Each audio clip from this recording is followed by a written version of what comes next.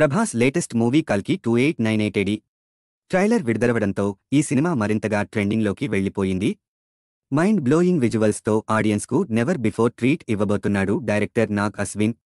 ఈ సినిమా ట్రైలర్లో ప్రధానంగా హైలైట్ అయిన అంశాల్లో అమితాబ్ అశ్వత్థామ పాత్ర ఒకటి. సప్త చిరంజీవుల్లో ఒకడైన అశ్వత్థామ పాత్ర ఈ సినిమా కథకు మూలస్తంభం. 2898లో ప్రపంచంలోని నగరాలన్నీ నాశనమై ఒక కాశీ పుణ్యక్షేత్రం మాత్రమే మిగులుతుంది. ఆ ప్రాంతంలో నీటి నిల్వలు తగ్గిపోతూ ఉంటాయి. అది కలిపురుషుడి ప్రభావమని గ్రహించిన అశ్వత్థామ ఈ ప్రపంచాన్ని రక్షించడానికి కల్కిని ప్రవేశపెడతాడు. మహాభారతంలోని కర్ణుడిని కల్కి అవతారంగా పునఃసృష్టించి ఈ లోకాన్ని కలిపురుషుడి నుంచి రక్షించే ప్రధాన మిషన్ పేరు కల్కి 2898 AD. ప్రభాస్ కల్కి పాత్రను దీపికా పదుకొనే గర్భంలో ప్రవేశపెడతాడు Ashwatthama.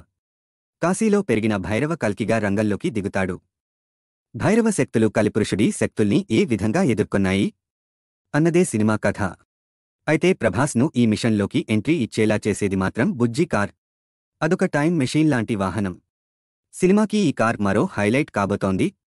Hollywood super hit Marvel సిరీస్లోని పాత్రల్ని విజువల్స్ని తలదన్నే రీతిలో ఈ సినిమాలోని విజువల్ ఎఫెక్ట్స్ ఆడియన్స్ను మరో ప్రపంచంలోకి తీసుకెళ్లబోతున్నాయి.